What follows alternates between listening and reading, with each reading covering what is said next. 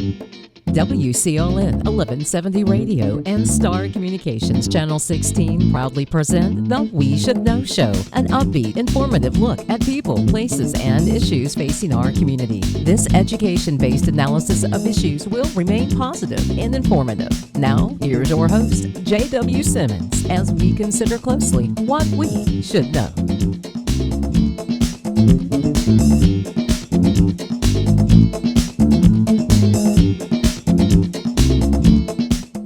Welcome back. We Should Know is on the air. I'm J.W. Simmons, your host.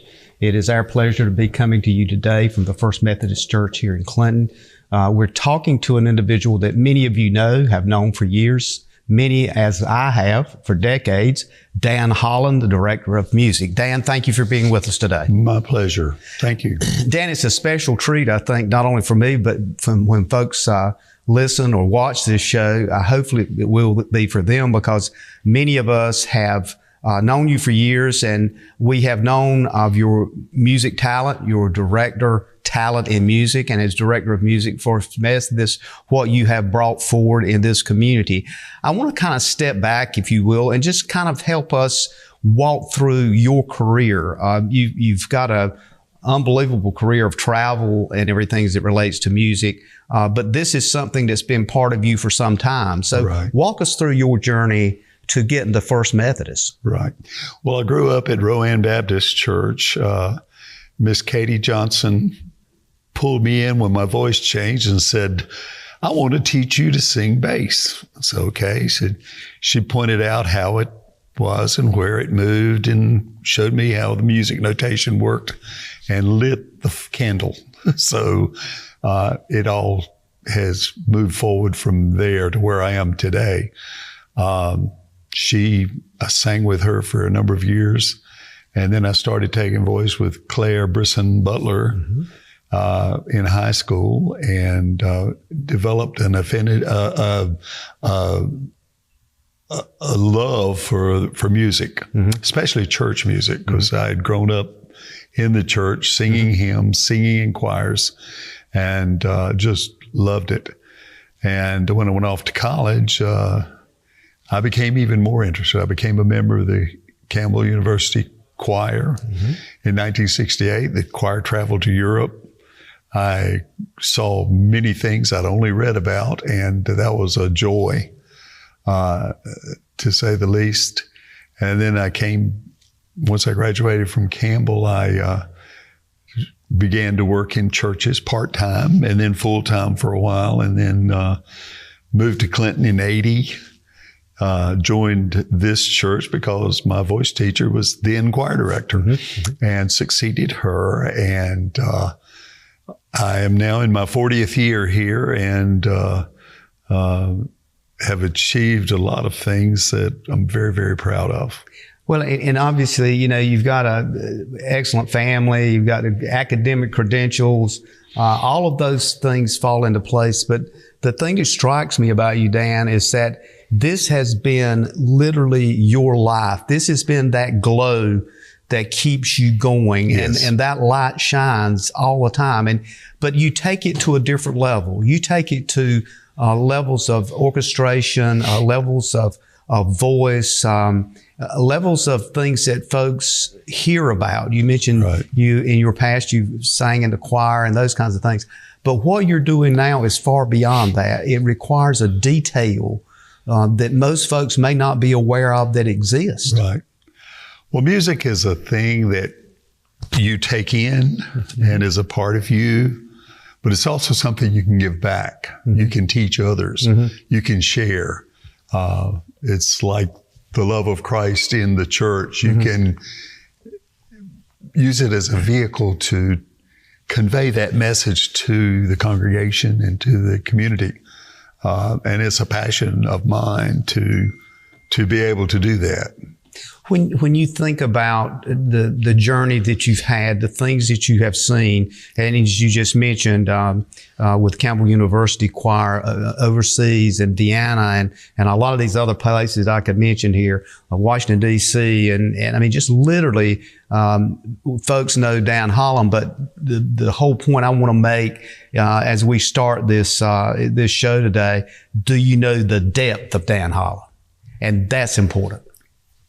Well, yes, it's been an amazing journey, really. It really has, because there's so many people I have come to know and have known throughout the years in this position, as well as my other work in public life. Sure.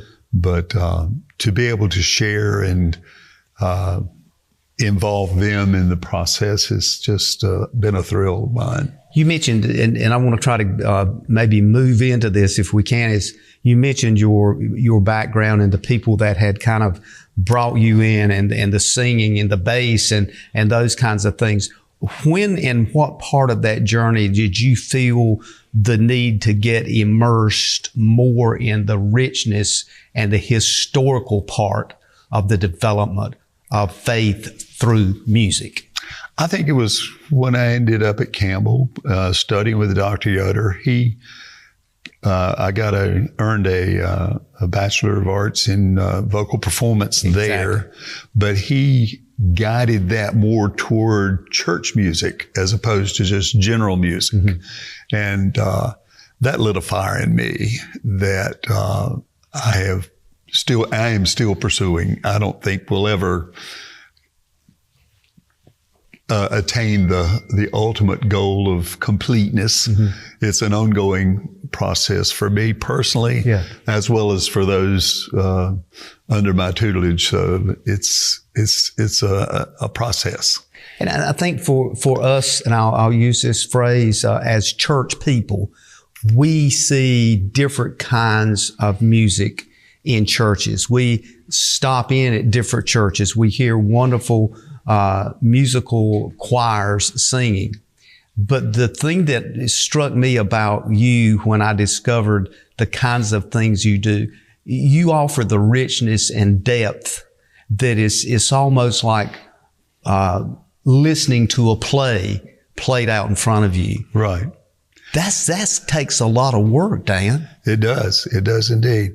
The thing that turned me on to church music was the 4-part singing, SATB, soprano, alto, tenor, bass. Yes. And that a cappella, unaccompanied, is just a rich medium for hymnody, for making the scriptures more personal, and having that move through you physically as well as mentally is a part of the Christian process, I think. As a director of music, how important, and you mentioned the word worship, how important is music as it relates to worship? Because oftentimes folks will say, well, I'm going to church to hear a certain sermon. But does music not arouse within one a whole different level of vibrance as it relates to worship? It provides an environment where the soul can listen and hear and receive the message of the church in their personal lives. It provides that atmosphere. If we're talking about things that are not tangible, but things that are spiritual. And music locks into that, I think, and becomes a medium to translate that to the listening public. Is music denominational oriented, or does some churches that you've experienced approach it in a different way, or is there similarities throughout the denominations? There's a phrase in some of the liturgies that all stages have made their contribution. That's true of denominations as well as, just the general process of human existence has each offered its own perspective.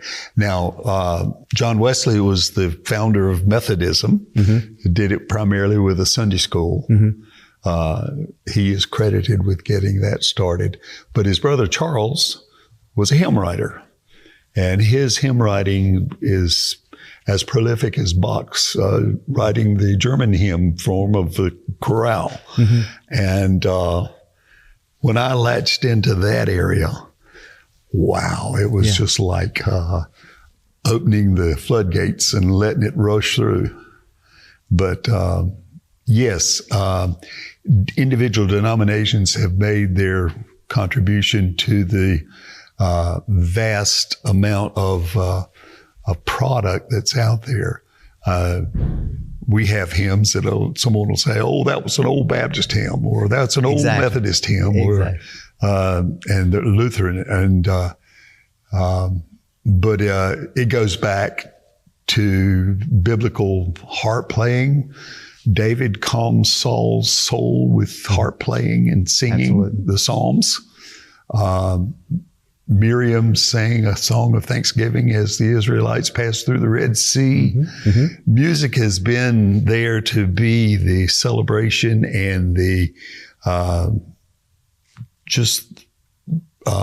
recording the human growth throughout the centuries. And we're at the bottom of a funnel, have that tremendous heritage to draw from in what we do in our worship today. You mentioned a number of things in your commentary then that just struck me. And one of those is the idea of music and its ability to educate and inform. And I think that's, I want to try to touch on that. We're coming up on a break here, but when we come back, I want to touch on that a bit and help us understand when you talk about, and this typically is right in your experience area, when you talk about those hymns, those songs, those very words, it's almost like we are hearing that as a literally song of worship that we can adapt to, that becomes part of us. So when we come back from this break, let's pick up on that and I'll kind of get your thoughts on that area. Sure. Ladies and gentlemen, we'll be back in a moment. Stay tuned. We Should Know is on there. We look forward each and every week to seeing you at 2:30 on Tuesdays. We'll be back in a moment.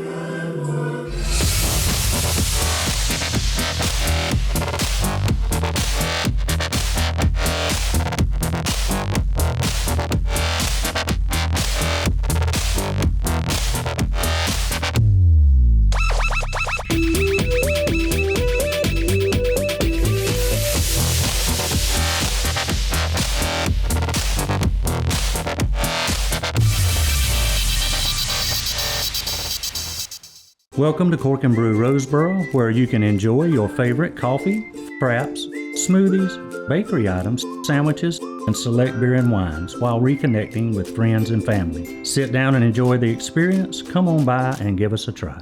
How can your friend save you money? It's easy. Refer a relative, coworker, neighbor, or friend to Star Communications. Friend signs up for high-speed internet service. Friend's new account is confirmed. Friend gives your name to our service representative as the one who referred them to Star. You receive a $30 internet credit. It's just that simple. And even better, receive a $30 internet credit for every referral that results in a new confirmed account. High-speed internet from Star Communications. Refer a friend today.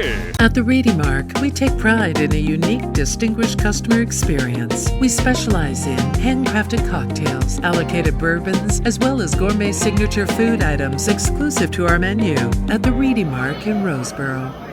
If you're a small business owner or prospective entrepreneur, the Bladen Community College Small Business Center is here to help you.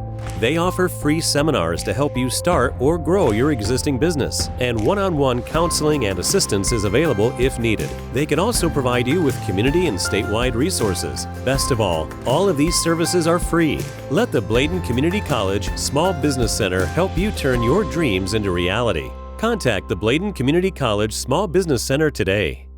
The average American household has 17 devices connected to the internet. With more and more devices able to get online, you may need to increase your internet speed.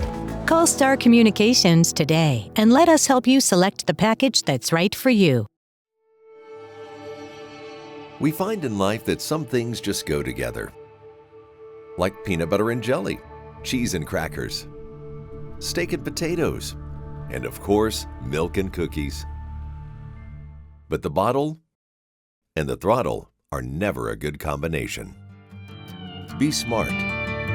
Be safe. Be responsible. Don't drink and drive. Welcome back, ladies and gentlemen. J.W. Simmons here. The name of the show is We Should Know. It's our pleasure to be with you today. We want to thank you for joining us. And we're talking with Dan Holland, who is Director of Music at the First Methodist Church. Dan, as we talked about in the first part of the show today, there's a rich history in everything that you've been involved in, from the academic side of music to traveling throughout the world, to everything from Washington, D.C., to small and large churches, and now as Director of Music here. You've got well close to half a century of your life spent with music. I want to follow up on the idea and some of the thoughts we had in the first segment to help folks, many people already know this, but to help folks know about the words, about the orchestration of music, and oftentimes what you get into, and quite frankly, I think you enjoy this, is designing it, is designing that particular choir moment in which people can feel levitated by what you're presenting. Talk to us about that. Well, music history is a vast field. We are fortunate to be in this day and age where this heritage comes together and provides us the tools to teach, to worship with. And of course, along with that is the development of classical music, where the violins go, where the brass goes, where the woodwinds go. And we brought all that together in our performance of Elijah. But in the broader sense, I think it was Wesley himself who said that through the teaching of hymns to our children, we provide the truths of the scriptures.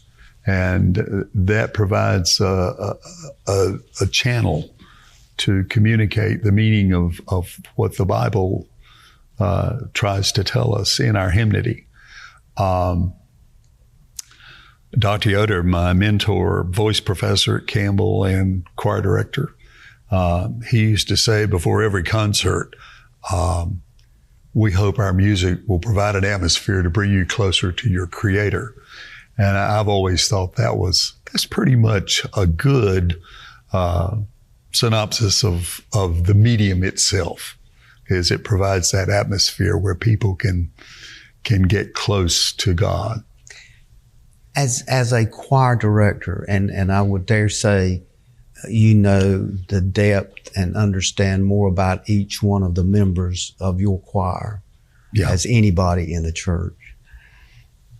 What would you say to folks today that maybe have that thought that I would like to maybe somehow demonstrate my voice, somehow be part of a choir? Right. I've heard people many times in churches, Dan, somebody will say, well, just come on and be part of the choir. But it's not for everybody, is it? I mean, it sounds like saying, everybody come and join the Marine Corps. It's not for everybody.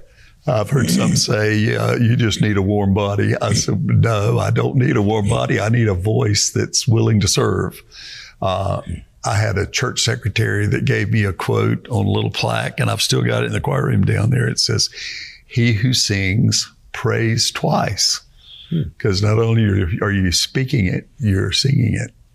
And that is the essence of an ensemble, is that they bring a common medium together for a common cause to praise God and to communicate the meaning of life to people who are privileged to be here and hear it.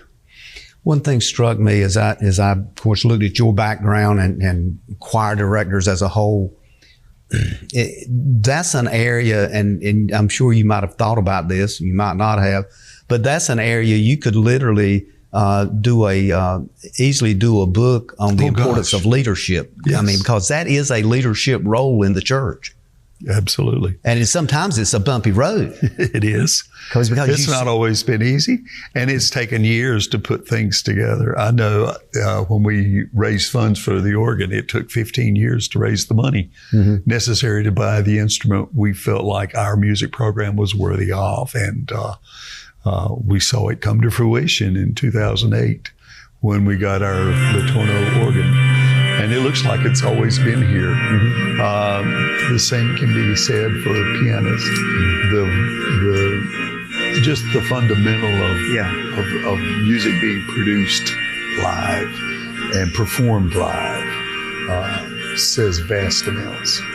What impact? And I'm going to move away from this in a moment because I want to get into to Elijah and Felix Mendelssohn quite a bit on the next couple of parts. But what role, when you look at the kinds of things that happen and what you have dedicated your life to, what is happening now with the impact of technology, platforms, and things that historically that were not there some years ago that's now there? Has it impacted? Has it somehow distracted? And we talked a bit off air about the importance of being there to feel it. Live music, yes, in an atmosphere that a sanctuary provides, absolutely, or a concert hall, or an auditorium, much like a gymnasium for sports. This is our moment in the lives of our people to have that experience. Now, modern electronics and radio, TV, social media have enabled us to expand that beyond the walls of the church, which is what we try to do with the message of Jesus, is to get that message out to the community and to the world. I'm just pointing the way as I see it. With what inspiration I can gather from wherever, reading, listening to other performances of other people, other ensembles, other choirs, other orchestras, what have you. But it's, and there are limits on all of that. The human attention span is not wide enough to collect all that information. And there's a plethora of information out there. My goal is to get the ink off the page into the hearts and minds of people and let them become a part of it live, in the room, communicating, demonstrating what the art form really is.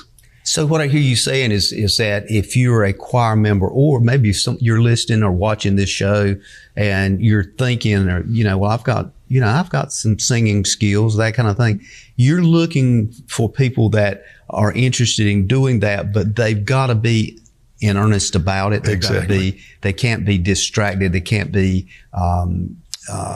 thinking about, well, I want to be a great singer. They got to be thinking about, I want to deliver a great message. Right.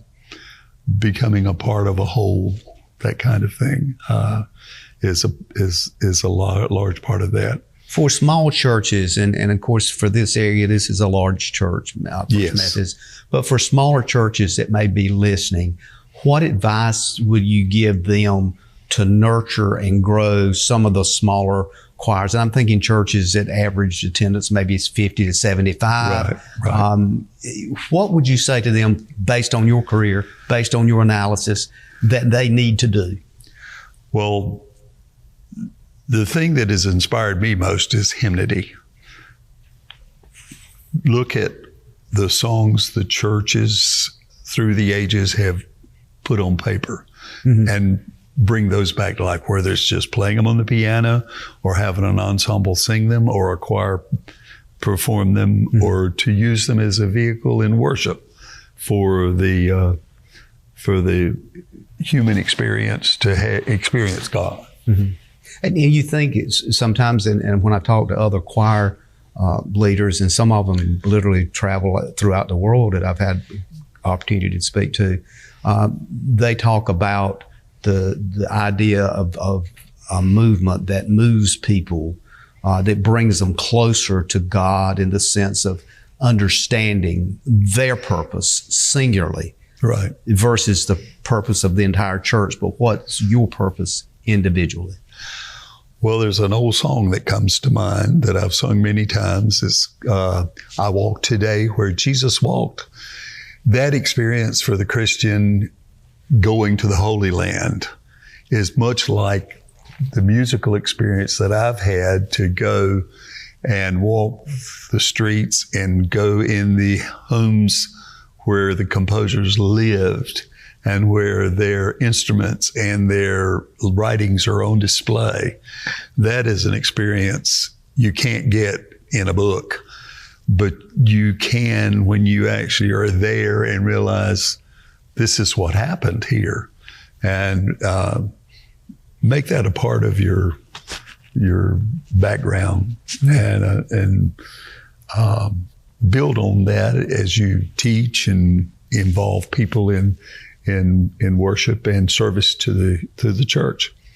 I can only imagine the endurance it takes to do what you do, because you think about, it's be tough to show up for the choir every week, but you have to make sure things are laid out. You have to make sure the order is there. You have to make sure the significance is there. Well, there's the physical part of it, of making sure the music's in the folders and that they've got the tools they need, a pencil to make marks in the music, the physical part of it. And then there's the teaching part of it, where you get that ink and paper into an art form that is live and very exciting. We're going to take a quick break. When we come back, we're going to talk about somebody by the name of Felix Mendelssohn. Yes. We're going to talk about something that just happened here recently called Elijah.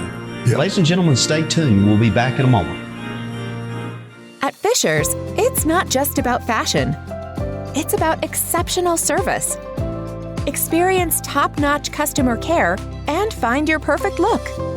Visit Fisher's today and feel the difference. Looking to refresh your home? At Clinton Appliance and Furniture, we've got everything you need to create the perfect space. We're here to help make your house a home with stylish furniture, appliances, flooring, design services, delivery, and repair. Visit ClintonAppliance.com to explore our selection, or visit us at 401 Northeast Boulevard in Clinton. Shop local. Shop smart. Shop Clinton Appliance and Furniture. Experiencing slow internet? If you have a fast internet package, the problem is most likely your wireless router. With more devices using Wi-Fi, your wireless router may not be able to deliver the speed and coverage you need. We now have the leading solution to enhance your internet experience. Using small devices in a mesh network, these Wi-Fi appliances cover just about any size home so that all your devices can operate to their fullest potential. Whole home Wi-Fi from Star Communications. Get the most out of your internet connection. If you run a business, you need sales. To get sales, you need customers. To get customers, you need exposure. Let our team of experts craft and produce the perfect video ad to reach your intended audience while making the most of your advertising dollars.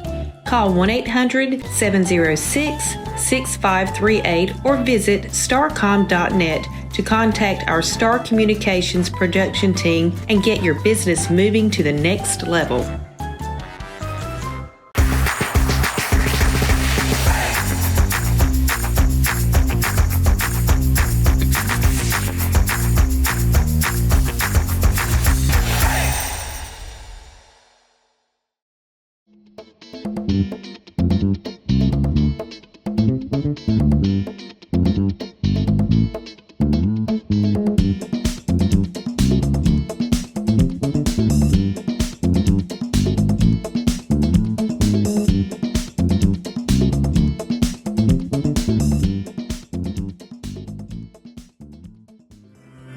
Welcome back, ladies and gentlemen. Thank you for being with us. We're at the First Methodist Church in Clinton, North Carolina, talking with Dan Holland, the director of music here.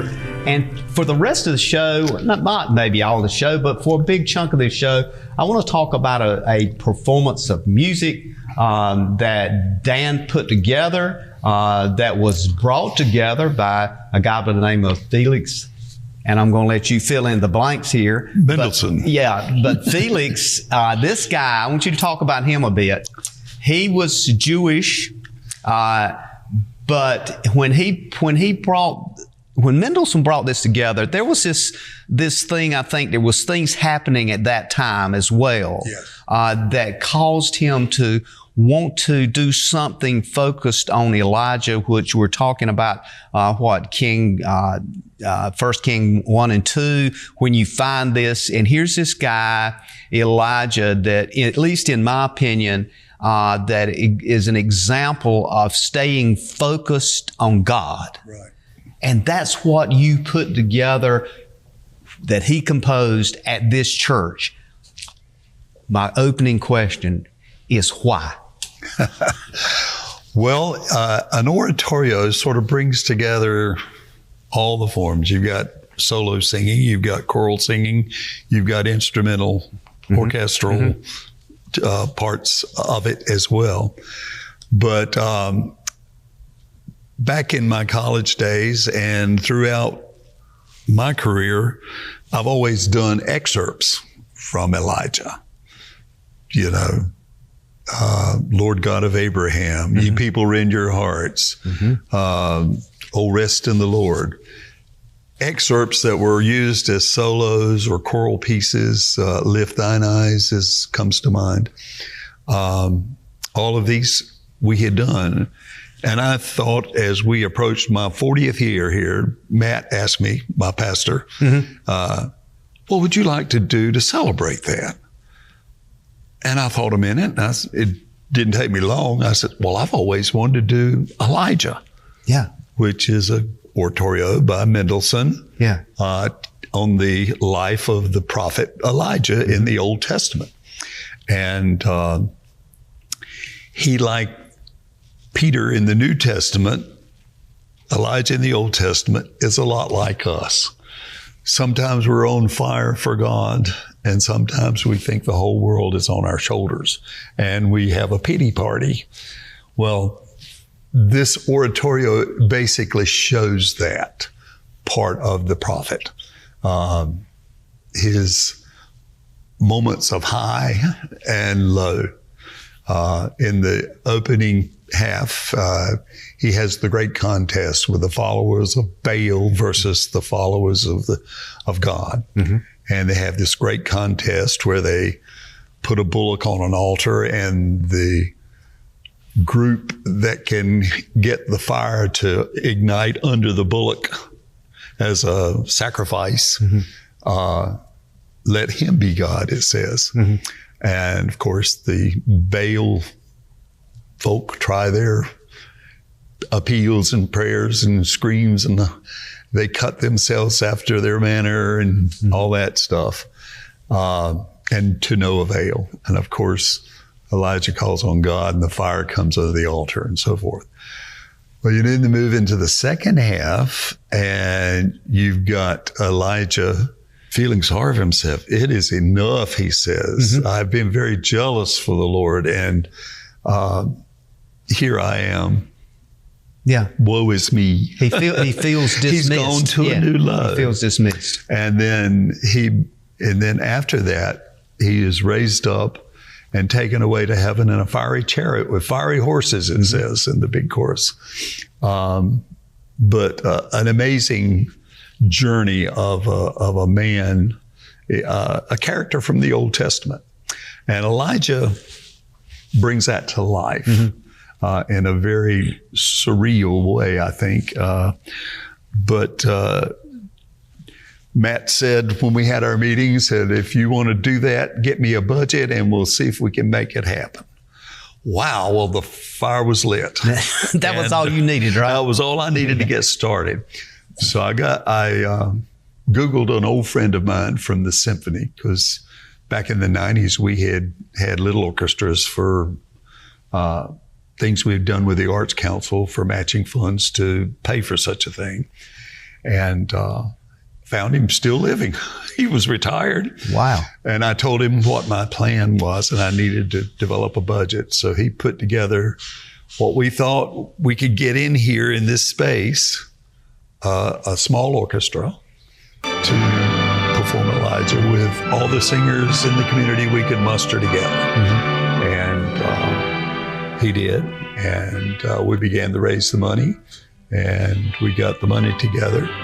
And then we began rehearsals in January and did the performance on April the 13th, Palm Sunday, here in this sanctuary. We had a full house, and it was so well received. It's been a thrill to put this together. Taken lots of hours, lots of study, lots of going over the scores and figuring out where everything would be, and making it happen in a concert setting here in our church. And those things don't happen just overnight. It takes a lot of work and planning and people being on board in their busy lives, as many of them have. I don't think it all came together until that day when everybody was here. And the orchestra was about 33 pieces, and the choir was about 33 singers. So 66 people, and were under my baton to do this. And we brought the ink off the paper and made it live. And the important thing is what you just pointed out is that number of people in this church, even though this is a larger church, it's still, you had a huge number of folks. Right. So one of the things, as we've talked about off camera, it's our goal to bring this to the people. Right. And we've got a lot of our folks that do all the things on the other side of the camera that I can't even imagine what they do, has put together a great opportunity for people to be able to see and hear this. When you pull those folks together, Dan, and you look back now at what you went through, and you mentioned the budget, you mentioned the kinds of things that had to happen, it's almost like I hear you putting together a play with all kinds of physical things that people have to do on stage and all this kind of thing, except you're doing it through music. Yeah. Well, you still have all the technical aspects of, a chair for each player to sit in, a stand for them to have their music on, playing it together, having all these musicians be on the same page at the same moment in the same time in that same genre to, like I say, bring the ink off the paper and make it live.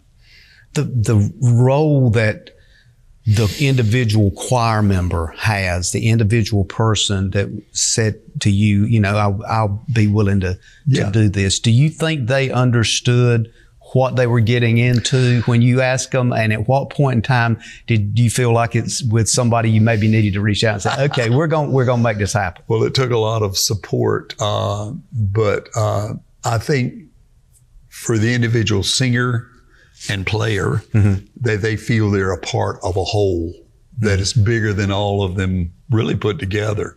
Because once they make that initial sound and that sound continues and becomes the vehicle of this text, it becomes a work of art. And it is such a thrill for me as a person to make that happen. Because it just doesn't just happen. It has to be coordinated and orchestrated, basically. That's the real meaning of the word, to put it all together. As the composer, Felix Mendelssohn as the composer, when you looked at that and you looked at what kind of his expectation was, did you have any sense of reservation that, well, I'm not sure I can make that happen because I know you enough to know that you want to make it happen as he composed it. Right. Did you have any reservation with that? There were moments, but on the most part, I think we had the components, but to bring it together as a force of one or unity, I think we always had that goal in mind, and I think we did succeed and succeed very well.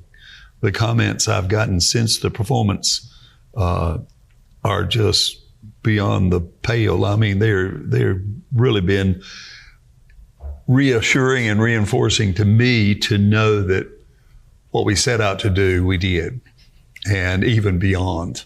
So that is tremendous. But Mendelssohn himself, it took him 10 years to write this. So it was a labor of love that took a lot of thought.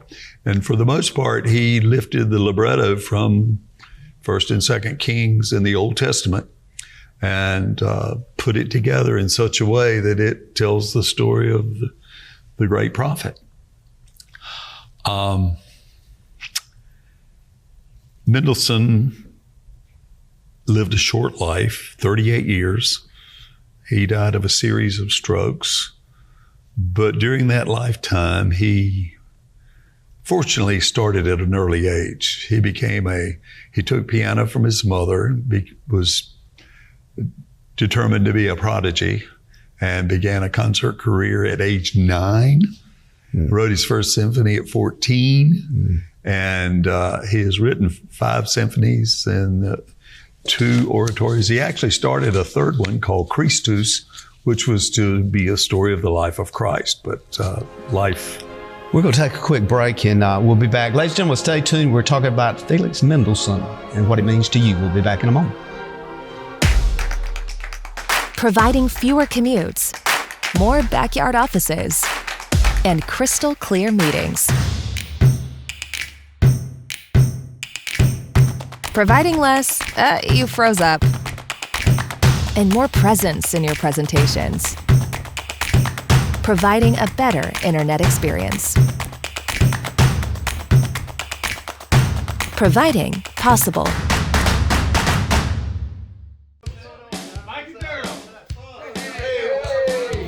This year, when you get together with friends, we hope you have a great time. Just remember to drink responsibly and know your limits. Let me have your keys. And always have a safe way home. See ya. Later. Enjoy responsibly and always plan ahead. Hey guys, this is Frankie with Owens Home Furnishings. Did you realize we sell custom sofas? We have almost 1,000 fabrics and hundreds of different styles. Did you know that Owens Home Furnishings has a sleep retreat mattress gallery? Did you know here at Owens Home Furnishings, we sell and install Mohawk flooring and do free estimates? Did you know that Owens Home Furnishings has free in-town delivery? Small, local, and family owned. Why would you shop anywhere else? Come see us at Owens Home Furnishings. Ladies and gentlemen, welcome back. J.W. Simmons here. The name of the show is We Should Know. Welcome back. We're on the last part of the show today. We're talking with the director of music right here at the First Methodist Church. Dan Holland is with us. I want to remind you that this show that we're doing follows the same time as all of the shows we've been doing at 2:30 on Star Communications TV each and every Tuesday. It's also replayed at 7 p.m. on Tuesday, Thursday. We do plan to air the entire performance of Elijah, and that will be at 7 p.m. Tuesday, Thursday following We Should Know is the plan. It will not air on the radio, so please tune in and you can follow this discussion with Dan with the actual performance itself, and also look at it on YouTube. We're going to upload it to YouTube. The guys worked extremely hard to get some great video and sound quality so you can have a sense of what Elijah was and what a sense of hopefully through the video that Felix Mendelssohn composed and through Dan Holland made happen. Dan, thank you again. This is, again, coming up on the last part of the show. And as always, I I come to that point when I have folks like you on thinking, we could do a semester somewhere along the line of this. But it's really interesting when I look at what we've talked about and some of the things we've talked about, and you referred to it earlier. I want to kind of dig a little bit deeper with Felix Mendelssohn. This guy, some people could say that not only was he brilliant, but he was one of these chosen people to ensure a message, went forward through faith. He was gifted, very gifted. I think one of the most profound things about Mendelssohn is that without him, we would not know about Bach. And Bach stands as a giant in music history, not only from his organ works and his choral works and his orchestral works, and then the combination of all three medium together was an inspiration to Mendelssohn. Mm-hmm. And Mendelssohn performed Bach's St. Matthew Passion in England in the 1820s, I think it was. Mm-hmm. And that started the revolution of Bach's music. And a lot of it has been found as recently as in our lifetime. Some of the paperwork of Bach ended up in Lowell Mason's, the hymn writer, personal library in Massachusetts, and was recently discovered and performed. But without Mendelssohn, it would just be another obscure composer. What I hear you saying is Mendelssohn is somewhat the seed for a lot of music and a lot of writers that have written music from his time moving forward, that many churches may follow the hymn and all of a sudden they see something that strikes them and there's a genetic connection almost. Exactly. And then, of course, Mendelssohn in his own writing was modeled after Bach. Bach wrote over 700 cantatas and 3,000 hymns, and they all convey the truths of the scriptures. Mm-hmm. And Mendelssohn built on that. And some of the structure of Elijah itself evolves around that Bach model of the chorale, the hymn. Chorale is a word for a German hymn. Mm-hmm. And a lot of his hymnody has come along today. We all know Hark the Herald Angels Sing, which is attributed to Mendelssohn, and stands as a monumental carol in the Christmas repertory, of course. But wow, what a life, what a piece of work. Now, it took him nearly 10 years to write Elijah, but he wrote a lot of the libretto, the text himself, as well as the music itself. And of course, he was writing for a medium that was at his disposal. He was director of an orchestra and a chorus in a community in Leipzig, Germany, and frequently traveled. I think he made 10 trips to England and was very popular in England. But a life cut short, but a prolific life, even at 38 years. But it was a thrill for me to immerse myself in all of that information and share that information with the performers and bring it to life in a performance. Did you feel like that the inspiration you had and I'll use the word passion you had, did you feel comfortable that you were able to relay that to the choir members so they had a sense? Yes. I mean, because obviously you exude that when you get up there. Right.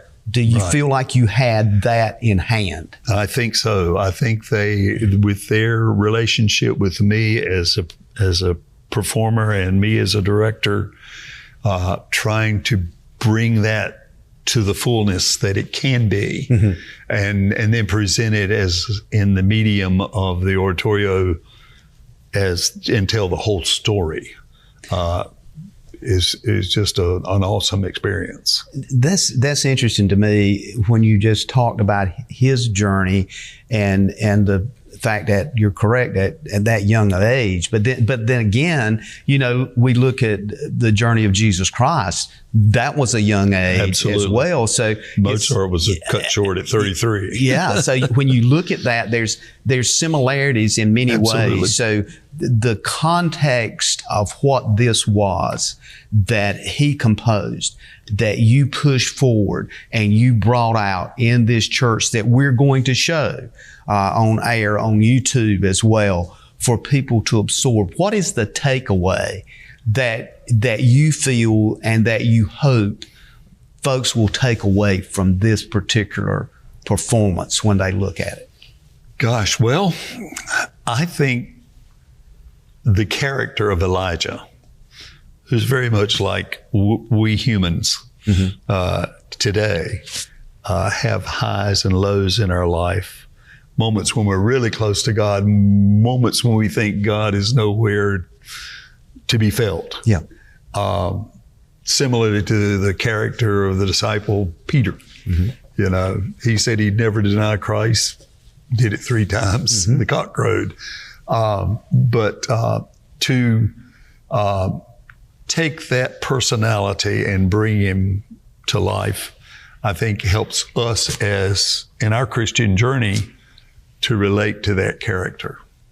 And I think the other part that kind of makes me reflect back is that when you look at this, when you hear the various components, Elijah and Kings 1 and 2, Elijah was a guy that was standing up for God when no others were doing it. And then I reflect, in today's world, we have so many people that, social media, you don't have to go far, that thinks, wait a minute, this is not something Jesus Christ would do. Right. And so we have to look at it. Do we not? As individuals, are we standing up? Are we willing to do that? Yes.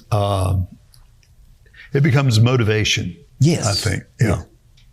And the motivation itself requires reaction. Exactly. As you did. You reacted to that. You reacted to the inspiration to do it. You budgeted it. You put all of it together. You made it happen, bringing the people together and saying, I'm going to take a leadership role here and attempt to do something maybe that nobody else had really thought about. Right. And it was a major undertaking. I don't know that I would do it again, but I certainly enjoyed doing it this time. That's the only time I've ever done it in its fullness. On air today, and you know how many people you just alluded to a while ago, and I know you said something to them. What would you want to say to them today on air? I would hope this performance and what it took to put it together and what it says to the listener would be an inspiration. And for them and their time that they put in and their dedication. Exactly. It didn't happen overnight. It took hours and hours of preparation. And they were willing to be committed to what it took to bring it off. Is an achievement in itself. Each part of those particular scenes that we talked about and that you alluded to required a special person to step up, because some of it was solo. Yes. That took a special person. You're right. How hard was it to identify that person? And with all the different talents, and I got about, just about a minute left here, but I got to get this in. Well, it was as it turned out, it was the time for it to happen, because we had Cameron Semiliano Lauer, my successor here, had studied Elijah. In fact, he gave me the conductor score to work from. And then Edna from Hopewell, and Garrett, who is a local talent, is tenor, and Lauren McAllister at First Baptist, who was the obvious soprano to do that. This is just the right moment in time and place in the history of our community. It was the perfect medium to do it. Dan, it's just been a pleasure talking about this today, and just inspiring certainly for me, and I'm sure all of our listeners, to hear you and wish you the best going forward, and thank all those folks that stepped up to follow your lead in making this happen. We've got about 10 seconds here if you got a comment. Well, this was a major effort, but I was born and grew up in this community, a little farm boy, and through the experiences I've had in my life, to give this back to the community was a joy. Thank you very much for being our guest today. Ladies and gentlemen, thank you for being with us. And as we say always, and will continue to say, may God bless.